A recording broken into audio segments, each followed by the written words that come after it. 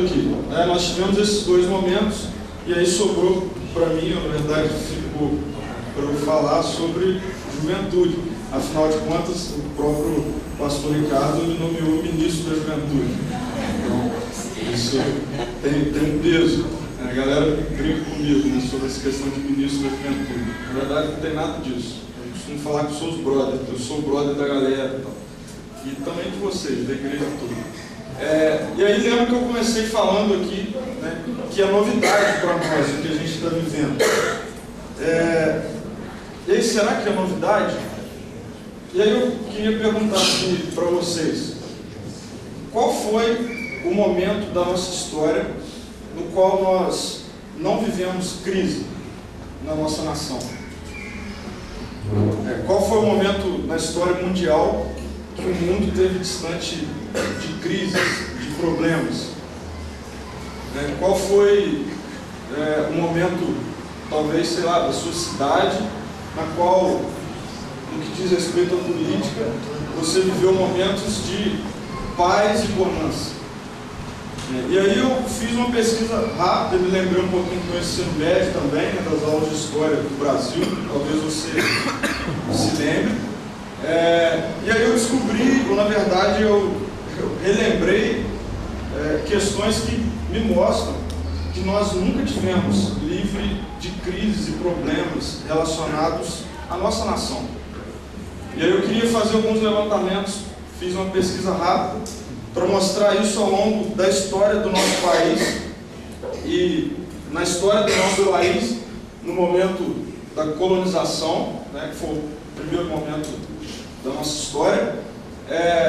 Eu me assustei com a quantidade de movimentos, ações, guerras que envolveram especificamente essa parte da história. Ao todo, no livro de história que eu pesquisei, contabilizou-se então 32 ações entre revoluções, guerras, etc. Depois, né, na fase de império, está ali o rei, não sei qual é esse cara, se alguém souber, pode falar. Dom Pedro II, Dom João II, alguma coisa segundo, Dom Pedro II. Isso, então, na época do império, nós contabilizamos 29 ações, entre guerras, enfim, revoluções. E hoje nós vivemos uma república e até o momento nós já contabilizamos 27 ações. Se você fizer uma conta rápida, você vai ver que são 90 no total. E aí eu fiquei pensando, será que eu falo todas elas? Eu falei, não tem como, porque senão eu vou falar meia hora só de guerra, revolução, manifestações que nós vivemos ao longo da história do nosso país. E aí eu gostaria de fazer uma pergunta geral, até porque esse vídeo vai para o YouTube e pessoas têm que ouvir essa pergunta. Qual é a nossa esperança? Qual é a nossa esperança? Nós vivemos hoje um cenário político que eu acho um pouco hilário, assim, engraçado. E aí eu fiz uma pesquisa também do ponto jurídico, o que significa a questão de partidos políticos. E aí a resposta rápida e resumida que eu tive foi essa: partidos políticos é uma união voluntária de cidadãos com afinidades ideológicas e políticas, organizada e com disciplina, visando a disputa do poder político. E aí eu, de cara, eu falo, nossa, eu tenho que rir disso, porque o que eu vejo e o que nós vemos em épocas de eleições e tudo mais, na verdade, algumas uniões, união de partidos políticos com suas afinidades, com outras com afinidades, não afinidades, com questões opostas e objetivos opostos e sei lá, muita coisa diferente, mas eles se unem, porque no final das contas o que vale é a palavrinha poder que aparece ali, e aí isso é bom. Então, no fim, existem uniões assim, que não tem nada a ver com o que judicialmente é um partido político. Crise, a gente vive em crise. E aí eu fui para o âmbito da juventude, até para contextualizar mais isso aqui para nós. E aí eu descobri que na juventude também a crise. Juventude partidária, juventude que se envolve com as questões políticas. Então eu entendo assim que isso aqui não é uma mensagem contra a política ou para você não se politizar, mas eu quero mostrar que há crise no âmbito político. Nossa, que novidade que você está contando. Há crise. E se a gente pegar a teoria disso e os estatutos disso, não era para haver crises, mas há crise. E aí eu queria chamar aqui na frente o Matheus. O Matheus, ele é um jovem da CPV, ele frequenta mais lá em Jundiaí. E o Matheus, ele está diretamente envolvido nessas últimas manifestações e processos que nós estamos vendo diariamente na televisão.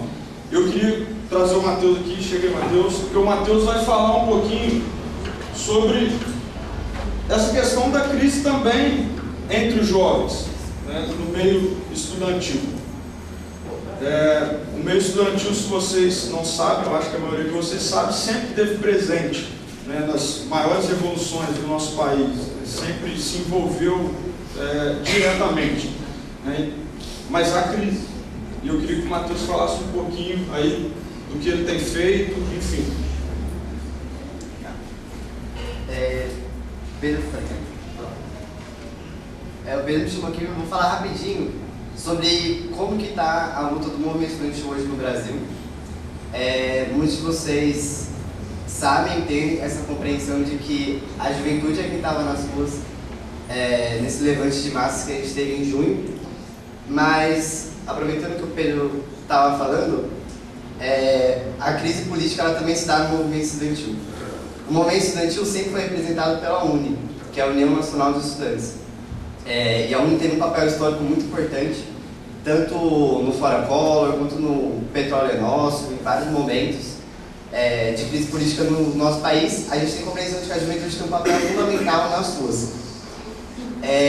Porém, a realidade atual do movimento estudantil é muito diferente. Poucos de vocês devem ter reparado no posicionamento da UNE no mês passado e nos últimos anos. E isso não é à toa. A UNE ela tem estado fora de todas as lutas do movimento estudantil pelo menos nos últimos 10 anos. Isso faz parte de uma caracterização que a gente faz do governo atual do Brasil, que a gente considera sendo um governo de frente popular. E uma das principais características desse governo é de cooptar os movimentos sociais. E aí isso não é só na UNE, mas também é no MST, também é nas centrais sindicais, como a CUT. E aí a gente passa por um momento, não só no Brasil, mas no mundo todo, de reorganização dos movimentos sociais.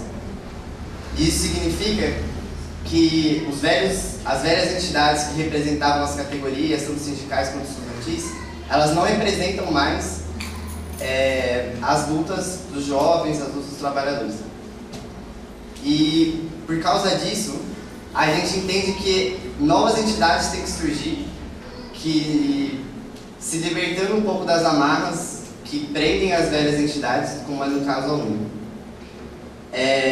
Por causa desse processo de reorganização, vários novos partidos têm surgido, a gente tem visto isso, várias novas centrais sindicais, e aqui no caso do Brasil, uma nova entidade do movimento estudantil, que é a entidade que eu tenho militado lá na UFRJ que eu estudo, que é a ANEL, que é a Assembleia Nacional dos Estudantes Livres. Aí o Pedro pediu, só para eu falar rapidinho, assim, para vocês terem realmente uma ideia dessa crise e como as pessoas tentam se reorganizar e politicamente para continuar lutando.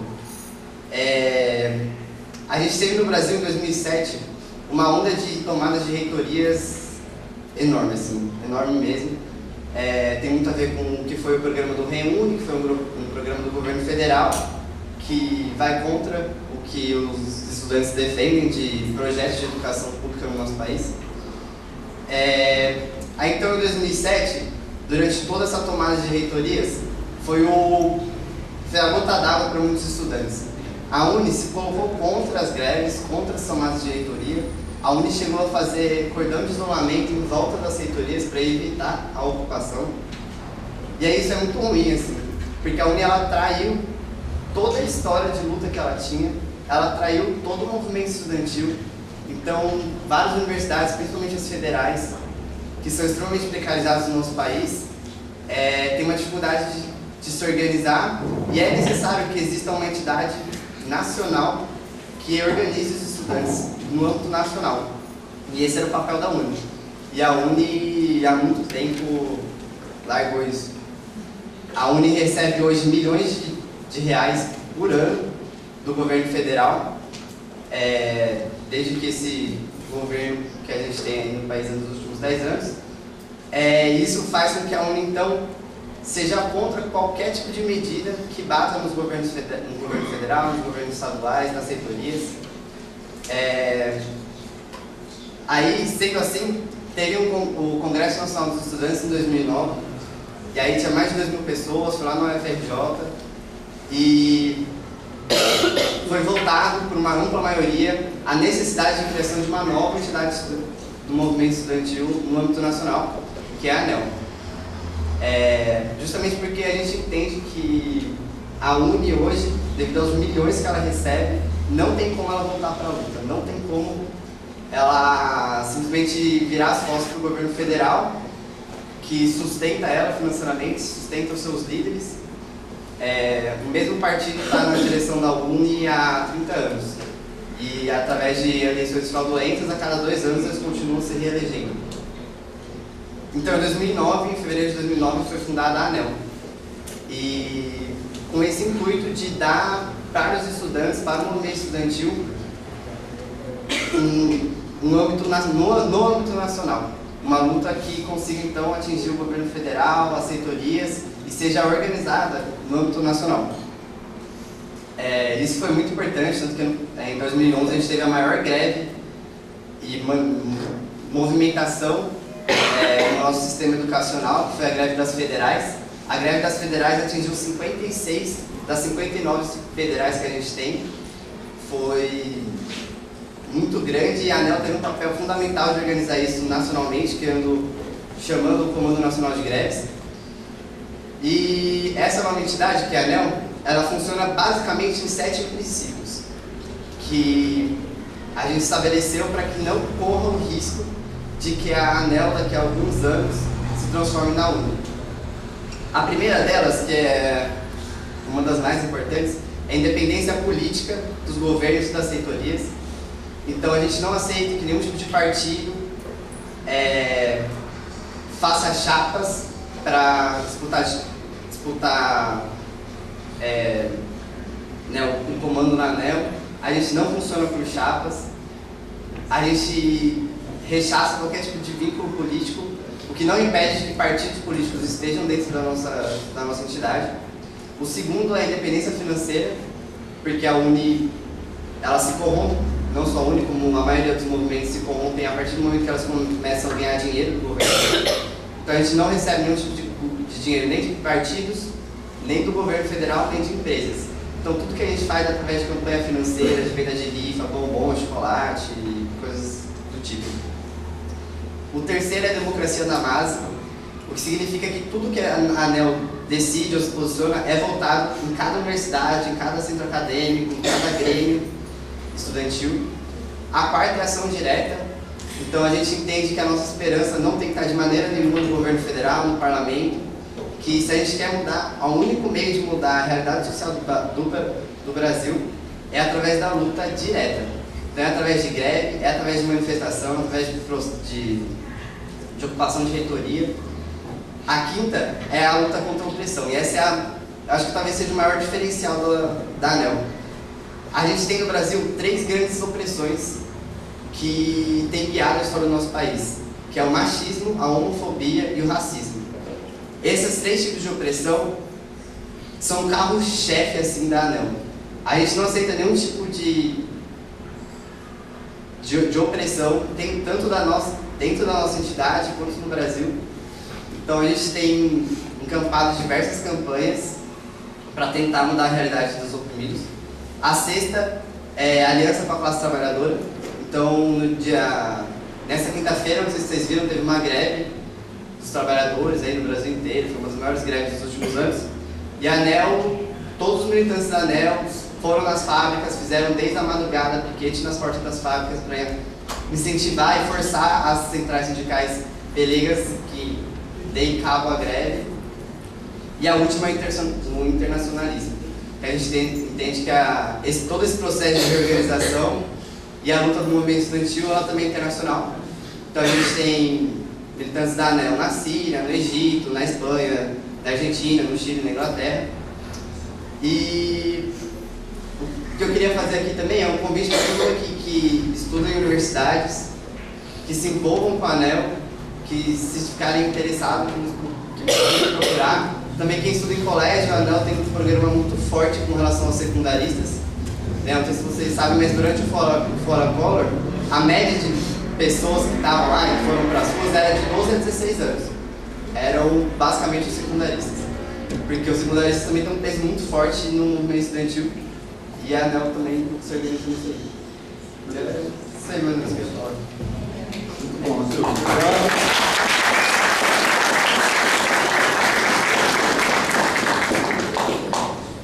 Eu e o Matheus, a gente bate altos papos aí sobre isso. A gente briga um pouquinho também. Então, a ideia de trazer o Matheus aqui, ele falou um pouquinho do que ele tem feito e tal. Mais uma vez, não é levantar uma posição da igreja, né, em relação ao lado A ou B, mas é mostrar, nesse momento aqui da nossa mensagem, que há crise em todos os âmbitos da sociedade. E aí eu gostei de uma fala do Matheus aqui, que ele falou assim, a gente colocou esse itemzinho lá, né, no estatuto como diretriz, porque para daqui a pouco também não se corromper. E Matheus, a notícia que eu dou é que daqui a pouco pode se corromper. E por que a crise? E aí eu gostaria mais uma vez de fazer a mesma perguntinha que vai dirigir um pouquinho aqui a nossa mensagem. Qual é a nossa esperança? Qual é a nossa esperança? No dia 20 de junho de 2013, foi uma quinta-feira, esse dia entrou para a história como sendo a maior mobilização nacional em protesto, onde os 20 centavos pelo aumento das passagens foi apenas um estopim de uma bomba que já estava para explodir há muito tempo. E explodiu. Nesse dia, contabilizou-se no Brasil todo mais de 1 milhão de pessoas nas ruas. Então, historicamente, já é o relato de maior mobilização em massa, né, no nosso país, mais de 1 milhão de pessoas. E aí eu achei legal quando eu pesquisei a faixa etária dessa turma, dessa massa, né? A maioria dos presentes era de jovens, como o Matheus mesmo disse. Contudo, a massa variava em relação à idade. 26,5% deles possuíam mais de 40 anos de idade, de toda a massa. 54,5% possuíam menos de 25 anos. Inclusive, muitas crianças, vocês devem ter visto lá na televisão, pendurado no ombro dos pais, ou desenhando no chão cartazes e levantando cartazes, e também muitos idosos participando. Eu participei da manifestação em Campinas naquele dia, e isso é algo que me chamou a atenção. Muitos idosos participando. E aí eu li uma entrevista de um político que foi um dos líderes dos Carros Pintados em 92, e ele relatou que uma das grandes diferenças dessas manifestações que ainda estão ocorrendo, é justamente o número de idosos e crianças nas ruas. Algo que não era comum e que não foi comum em 92, como o Matheus falou, uma faixa etária específica mesmo de adolescentes e jovens. Algo que diferencia do que nós estamos vivendo hoje. Uma outra questão que deve ser falada também por nós é que a mídia às vezes mostra, e algumas entrevistas eu vi de políticos, enfim, dizendo que não, isso é um bando de desocupado, um bando de baderneiro e tal. Mas a pesquisa não mostrou isso. 70% das pessoas que estavam diretamente envolvidas nas manifestações faziam parte da vida econômica ativa do nosso país. Eram trabalhadores, eram pessoas que de fato trabalhavam. Mas é óbvio que existe aí os 30% de desocupados e baderneiros. Brasil, onde está a sua esperança? A gente não vai conseguir, não tem como ter 100% de pessoas querendo bem, ou até mesmo 70% pessoas militando por coisas boas. Eu fui testemunho disso. Eu vi que várias bandeiras estão sendo levantadas dentro desse contexto de massa. Não é apenas a luta contra a corrupção ou contra os 20 centavos, mas muitas bandeiras estão sendo levantadas no meio disso tudo. E aí, o que motiva essa massa? Essa massa com várias faces, né? Não é uma massa uniforme. O que motiva essa massa? Então, assim como a massa não é uniforme, também os objetivos também não são. Por exemplo, os jovens adultos e os idosos, quando os entrevistavam, talvez vocês tiveram a oportunidade de ver isso, as respostas, na maioria das vezes, eram: nossa, eu quero um país melhor para os meus filhos e para os meus netos. E aí, quando entrevistavam os adolescentes e os jovens, não, eu quero um país melhor para mim, eu quero mais oportunidade de estudo, mais oportunidade de emprego, enfim. E quando entrevistavam crianças, as crianças respondiam: eu quero um país melhor quando eu for mais velho. Ali a blusinha da menina, né? Eu sou o futuro. Mas existia algo em comum nesses relatos. O algo comum é que todos apontavam seus anseios para uma juventude justa. Se você pegar o relato de cada um deles, todos eles apontam para a juventude. Os idosos e os adultos mais velhos, né? Não, eu quero um país melhor para os meus filhos e netos, juventude. Os jovens falavam: não, eu quero um país melhor para mim, eu estou vivendo isso, eles são jovens. E as crianças apontavam para o momento em que elas serão jovens.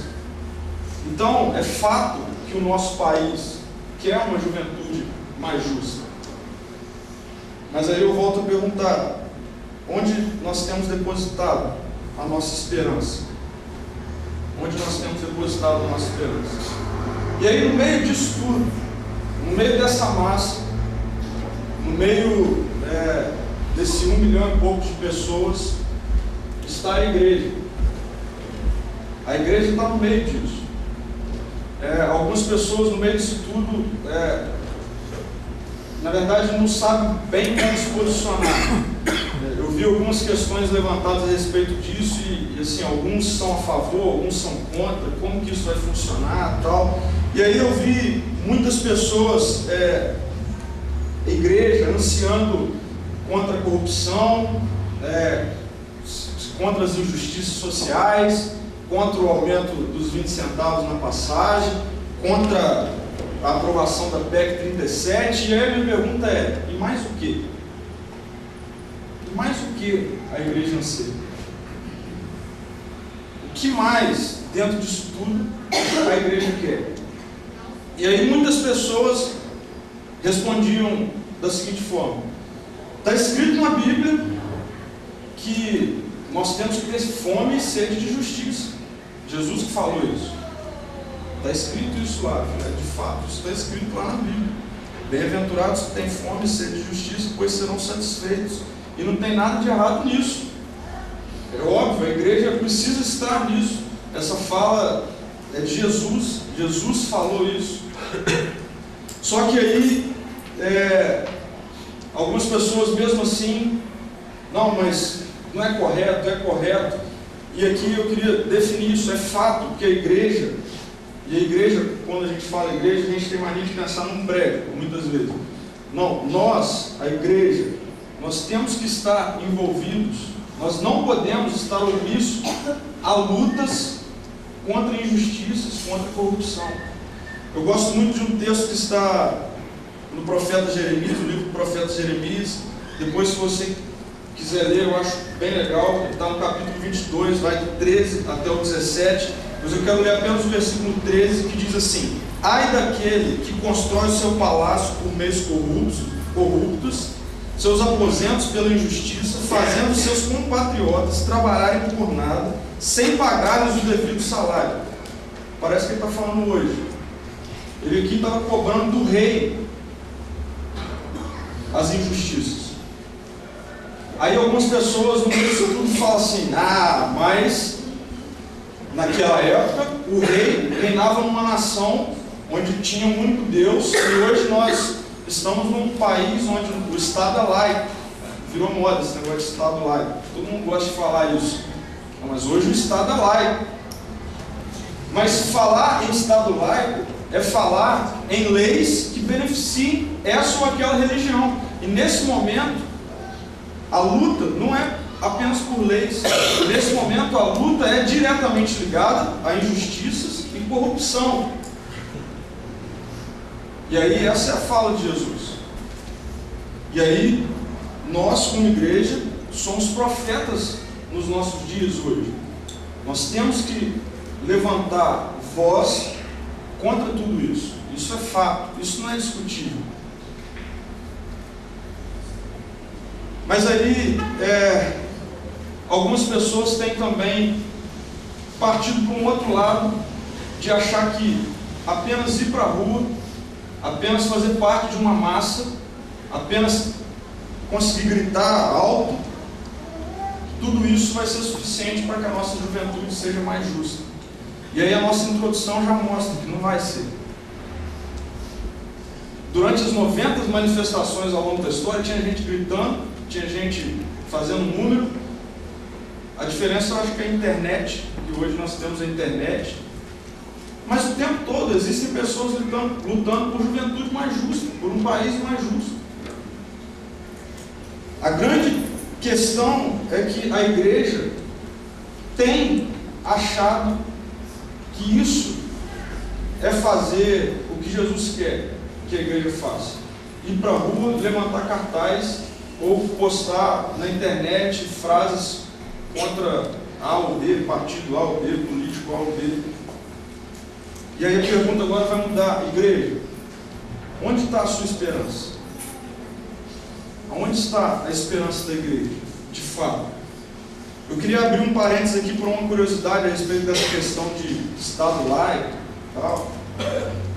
Eu estava fazendo uma pesquisa nessa semana e aí eu descobri que a PEC da juventude, você pode acessar ela facilmente na internet, foi aprovada pelo Congresso em setembro de 2010. Ela define que o jovem no Brasil vai dos 16 anos aos 29 anos de idade. E eu falei, opa, tem um negócio esquisito aí. Um país laico, um Estado laico, pegando parte da cultura judaica para definir suas leis. Ô Pedro, o que é laico? País laico é o país onde as leis não beneficiem A ou B a respeito de religião. As leis elas não seguem diretrizes da religião. Ok? Isso aqui de uma forma bem resumida para você. Então, nesse contexto, o nosso país que é laico, o nosso Estado laico, que não beneficia, mas a gente usou alguma coisinha lá da cultura judaica. Não, coincidentemente, Jesus começou seu ministério aos 30 anos. Na cultura judaica, até os 29 anos de idade, uma pessoa era imatura. E isso está na PEC do nosso país, laico. Até os 29 anos o jovem é imaturo. Assim como foi definido lá na época de Jesus. E aí então, nada melhor que pegar esse jovem agora de 30 anos de idade, Jesus, e ver o que ele acha disso tudo. Como que ele define isso para nós hoje? Como que a igreja, de fato, hoje, deve estar inserida nesse contexto? Nós já vimos que é fato que a igreja não deve se omitir, mas então como que ela deve ser parte integrante e relevante dentro desse contexto que nós estamos vivendo? Eu queria que você, por favor, abrisse sua Bíblia no Evangelho segundo Mateus, no capítulo 5. Evangelho de Mateus, capítulo 5.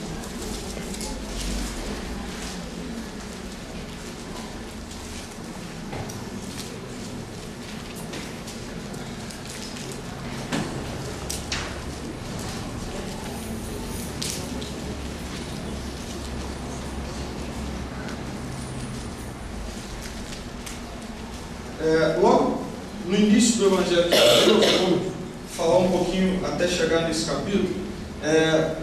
A narrativa relata para nós que logo depois de ser batizado, Jesus é levado pelo Espírito ao deserto e tentado pelo diabo. E aí na narrativa de Mateus, nós vemos que esse acontecimento, que depois desse acontecimento, Jesus ele fica sabendo da prisão de João, e aí então o texto diz que ele volta para Galiléia. E aí lá no capítulo 4, versículo 17, a narrativa vem dessa forma. Daí em diante, então, depois que Jesus volta para Galiléia, Jesus começou a pregar: arrependam-se, pois o reino dos céus está próximo. Logo após esse momento, a narrativa ela vem mostrando Jesus chamando os primeiros discípulos: Pedro, André, João e Tiago, ainda no capítulo 4. E aí, ele continua o seu ministério. E no capítulo 4, versículo 23, nós vemos Jesus fazendo a seguinte coisa: ele foi por toda a Galiléia, ensinando nas sinagogas deles, pregando as boas novas do reino e curando todas as enfermidades e doenças entre o povo. Por que é importante a gente ver essa ênfase aqui? Porque muito tem se falado hoje na questão de que Jesus, em determinado momento ele se preocupava com uma coisa, em determinado momento com outra. E a gente vê que o início do ministério de Jesus e durante o ministério de Jesus, a preocupação dele é com o todo. Não é apenas com a pessoa ter o que comer. Não é apenas em ter muitos hospitais lá na cidade dele. A preocupação de Jesus o tempo todo era que as pessoas se arrependessem dos seus pecados e se rendessem ao Evangelho. E aí, enquanto ele ia curando pessoas, expulsando demônios, libertando oprimidos, ele ia pregando as boas novas do reino. Isso sempre esteve ligado no ministério de Jesus. Ponto. No capítulo 5, no qual nós vamos ler agora, Jesus, o texto diz que ele, multidões o seguiram, então ele sobe no monte, senta, então ele começa a ensinar. E aí, o versículo 3, na fala de Jesus, vem da seguinte forma: Mateus 5, versículo 3: Bem-aventurados os pobres em espírito, pois deles é o reino dos céus. Bem-aventurados os que choram, pois serão consolados. Bem-aventurados os humildes, pois eles receberão a terra por herança. Bem-aventurados os que têm fome e sede de justiça, pois serão satisfeitos. Bem-aventurados os misericordiosos, pois obterão misericórdia. Bem-aventurados os puros de coração, pois verão a Deus. Bem-aventurados os pacificadores, pois serão chamados filhos de Deus. Bem-aventurados os perseguidos por causa da justiça, pois deles é o reino dos céus. Bem-aventurados serão vocês, quando por minha causa os insultarem, perseguirem e levantarem todo tipo de calúnia contra vocês. Alegrem-se e regozijem-se, porque grande é a recompensa de vocês nos céus, pois da mesma forma perseguiram os profetas que viveram antes de vocês. Vocês são o sal da terra, mas se o sal perder o seu sabor, como restaurá-lo? Não servirá para nada, exceto para ser jogado fora e pisado pelos homens. Vocês são a luz do mundo. Não se pode esconder uma cidade construída sobre um monte. E também ninguém acende uma candeia e a coloca debaixo de uma vasilha. Pelo contrário, coloca no lugar apropriado, e assim ilumina todos os que estão na casa. Assim brilha a luz de vocês diante dos homens, para que vejam as suas boas obras e glorifiquem ao Pai de vocês, que está nos céus. Esse texto é rico em relação a muitos valores do reino, que devem ser valores até hoje e sempre seguidos por discípulos de Jesus. Ele estava aqui pregando para uma multidão de discípulos, e aí então ele fala isso tudo aqui. E é legal porque essa multidão é uma multidão de gente com fome, é uma multidão de gente precisando ser curada, gente doente. E aí Jesus vem e fala isso tudo. Por que eu estou falando isso? Porque talvez algumas pessoas hoje possam dizer assim: mas a época em que a gente está vivendo, nunca ninguém viveu. Nós somos os mais oprimidos, nós somos os mais injustiçados, e não é. E não é. E aí, eu gostaria de levantar, o título da nossa série do mês é Valores do Reino para uma Sociedade Justa, e hoje de forma específica para uma Juventude Justa. Mas eu gostaria de levantar apenas um valor que ardia no coração de Jesus durante todo o seu ministério e que deve arder no coração da igreja hoje, no meio dessa massa, no meio desse monte de manifestação, no meio de todas essas lutas. Então eu gostaria de levantar apenas um valor do reino, que deve ecoar das Escrituras para os nossos corações e para a nossa mente hoje se tornar prático. E esse valor que Jesus era apaixonado por ele, e que nós devemos ser apaixonados por ele hoje, é o desejo de ver pessoas rendidas ao Evangelho. Esse é o valor do reino que eu quero trazer hoje para a igreja, como sendo um valor do reino para a possibilidade de uma juventude justa. É comum a gente ver frases, né, na internet, redes sociais, ou enfim, programações de igreja e tal, e pessoas falando assim: nossa, é o momento da igreja se levantar, né? A gente não pode só ficar orando, a gente tem que orar e tem que agir. E aí eu faço a seguinte pergunta para você pensar aí: o que é agir? A gente fica falando em agir, mas o que é de fato agir para a igreja hoje, nos nossos dias hoje, para a relevância da igreja hoje? O que é agir no meio disso tudo? É bíblico, né? Orar e agir. Mas diante disso, o que é o agir? E eu afirmo, porque as Escrituras me embasam a afirmar isso, que o agir de um discípulo de Jesus, nesse momento, não se restringe em ir às ruas em guerra contra a corrupção.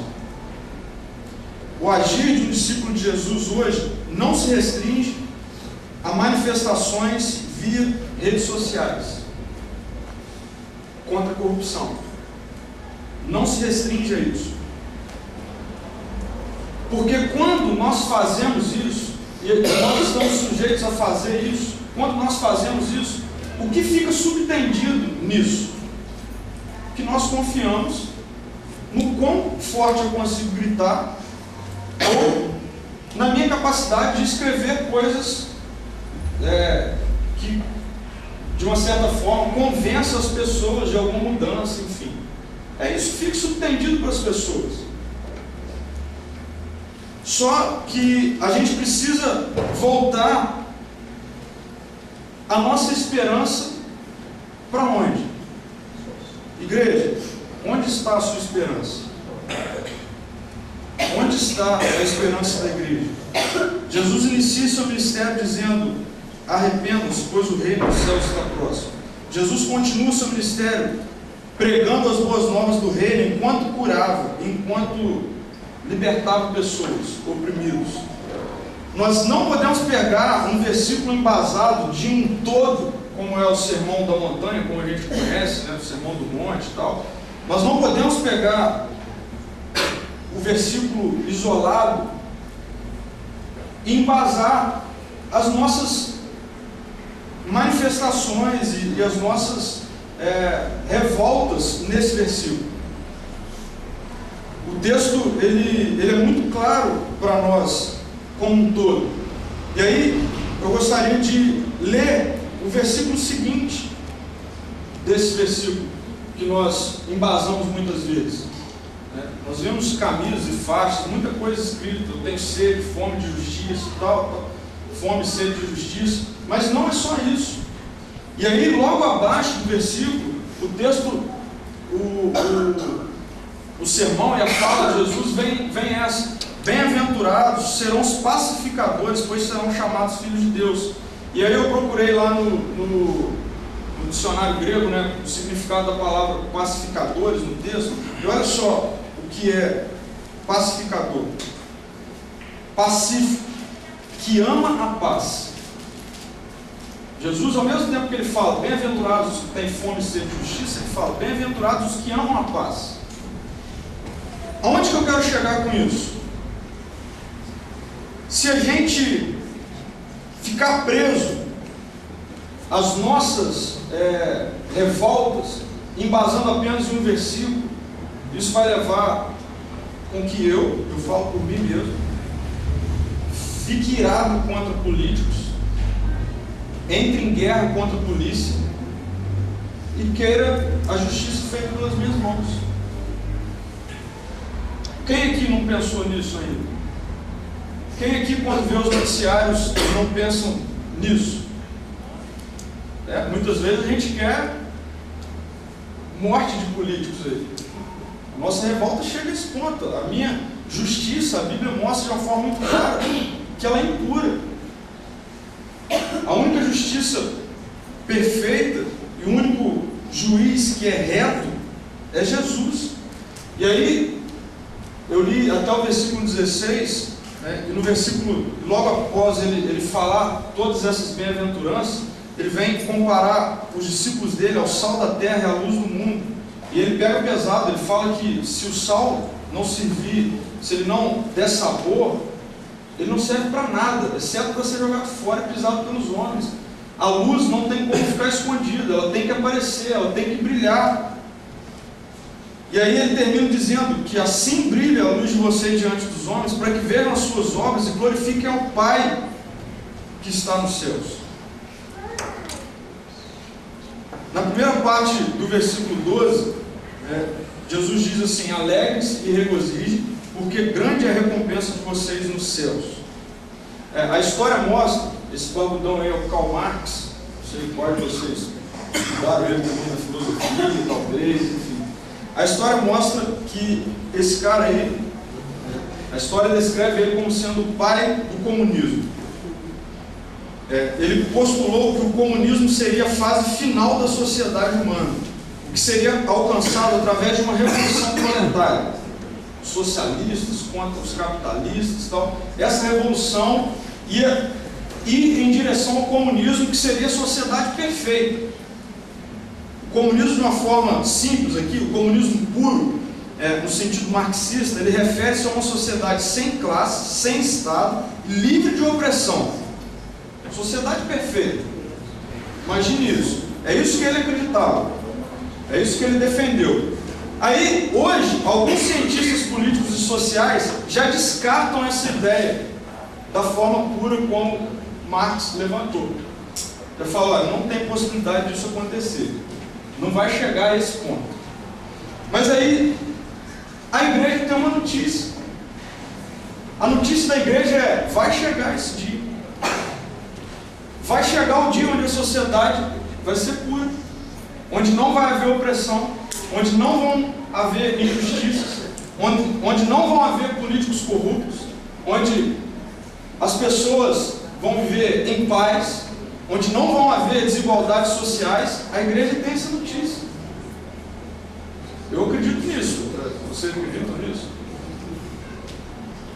Só por Deus. Só que aí o texto diz assim, a Bíblia diz, através do apóstolo Paulo, em 1 Coríntios 15, 19, se é somente para essa vida que nós temos esperança em Cristo, somos de todos os homens o mais digno de compaixão. A primeira parte do versículo 12 que nós lemos, diz assim: alegre-se e regozijem, porque grande é a recompensa de vocês nos céus. O presbítero Albert, na semana passada, também levantou essa questão. Tem coisa que não vai ser aqui. Só que, infelizmente, às vezes a gente está tão preso nisso aqui, que a gente coloca uma barreira entre isso aqui e a vida eterna. E a gente esquece que é uma continuidade. Paulo está falando, se a nossa vida se limitar apenas à esperança aqui, nós somos os mais dignos de pena. O literal do texto diz isso. De pena, de compaixão. E aí eu queria já caminhar para concluir isso, lembrando das palavras que também foram utilizadas aqui na semana passada. Tudo muda quando você muda. Tudo muda quando pessoas mudam. Nós precisamos de uma juventude mais justa, porque os jovens são presentes da nossa nação, mas nós precisamos de jovens convertidos. Nós precisamos de jovens rendidos ao Evangelho. Durante essa semana, enquanto eu estudava e orava, meditava a respeito dessa mensagem, Jesus colocou uma frase no meu coração, eu até publiquei ela durante a semana, que é essa frase aqui: juventude justa é juventude justificada. Juventude justificada é juventude rendida aos pés de Jesus. Igreja, onde está a sua esperança?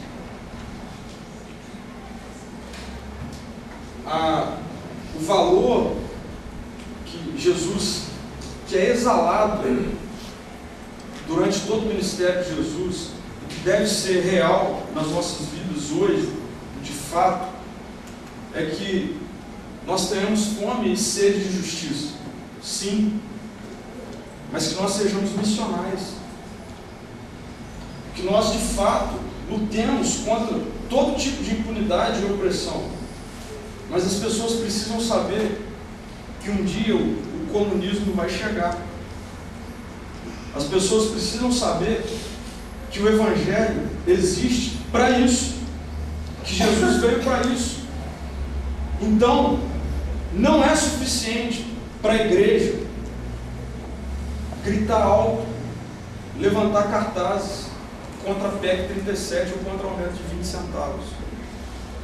A igreja precisa levar o Evangelho para a vida das pessoas. Ah, Pedro, mas isso é óbvio, a gente precisa disso o tempo todo. Mas aí eu pergunto, no meio de todas as nossas revoltas, a motivação do nosso coração tem sido isso? Tem sido de fato ser missional? Às vezes essas palavras se tornam comuns no vocabulário evangeliquez, né? Mas de fato isso é prático na nossa vida? É fato que é um valor do reino lutar contra a justiça, mas é fato que isso não está dividido. Não existe um momento onde isso tem que ser mais feito do que o momento de se pregar o Evangelho no meio disso. Não existe, a Bíblia não mostra isso para nós. Então eu gostaria de fechar dessa forma a nossa mensagem dessa manhã. Juventude justa é justificada. Juventude justificada é juventude convertida a Jesus. Então, você adulto, já com netos e filhos, pense em netos e filhos de outras pessoas. E para que a nossa juventude seja uma juventude justa, nós precisamos de jovens rendidos ao Evangelho. Jovem, adolescente que quer viver uma juventude justa, pense que a galera da sua faculdade ou da sua escola, para ser mais justo, precisa conhecer Jesus. Precisa conhecer o Evangelho, se render ao Evangelho. Pais de crianças, nós precisamos entender que para as nossas crianças crescerem de forma justa, elas precisam se render ao Evangelho. Que nós tenhamos, sim, fome e sede por justiça. Isso é prático, isso não é teórico. Talvez isso precise acontecer como o Mateus tem feito, indo para a rua. Mas na semana passada eu tive uma conversa com o Mateus na casa dele e ele ficou 3 dias num congresso de um partido político X. E aí algo me chamou a atenção na fala dele. Me corrija se eu estiver errado. No meio da nossa conversa ele falou assim: depois dos 3 dias, o que eu mais fico triste e que eu queria conseguir passar para as pessoas é que todos esses anseios não são possíveis de acontecer aqui. As pessoas precisam conhecer o Evangelho. Amém? Vamos orar?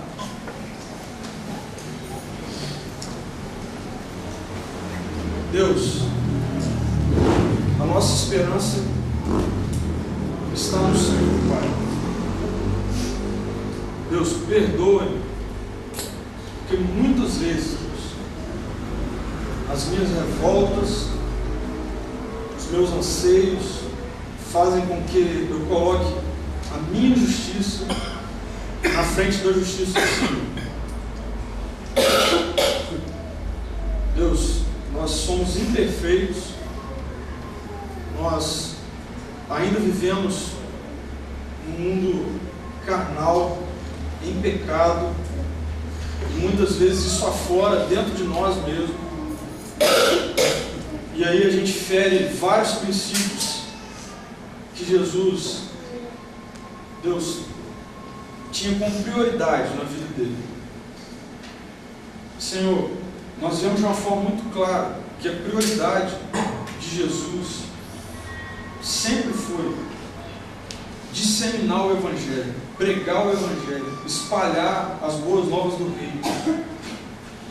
Até mesmo antes de Jesus subir ao monte e falar sobre a sede, fome, de justiça, Jesus já pregava o Evangelho. Deus, isso não pode ser diferente hoje, nos nossos dias.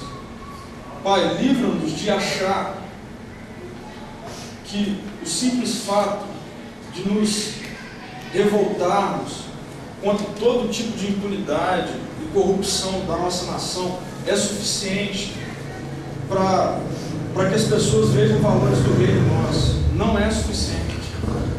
Deus, por favor, coloque em nós esse desejo de, no meio disso tudo, ver pessoas de fato rendidas ao Evangelho, que é o único que pode dar esperança para que um dia a nossa nação seja perfeita. E as pessoas precisam saber disso. Então, Deus, nos dê a estratégia correta para que no trabalho, na faculdade, Deus, com os vizinhos, no meio das manifestações, nos dê a estratégia correta de mostrar que nós temos a boa notícia, que nós temos a esperança. Deus, por favor, não permita que nós coloquemos a nossa força na frente da força e do poder do Senhor. E Pai, nós oramos pela juventude do nosso país.